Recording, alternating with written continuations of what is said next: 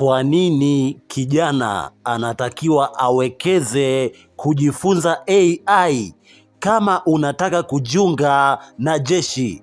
Hapa naongelea kijana wa kizazi hichi anatakiwa awekeze kwenye kujifunza AI. Namba moja, vita vya kisasa vinatumia teknolojia.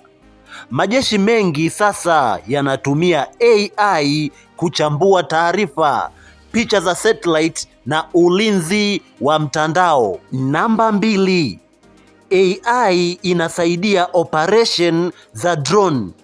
Drone nyingi za kivita za kisasa za kijeshi zinatumia AI. Kwa hiyo ukiwa mtaalam wa AI, hii inaweza ikawa bonus kwako wewe kijana, ukapata nafasi jeshini. Na mwisho ni ulinzi wa mitandao, kwenye mabano unaweza ukaita cyber security.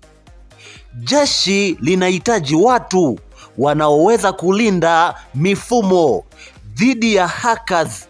Hii inahusisha sana AI na IT. Kwa hiyo ukiwa na utaalamu huu, AI na IT inaweza ikaja kuwa bonus kwako kwa miaka ya mbeleni.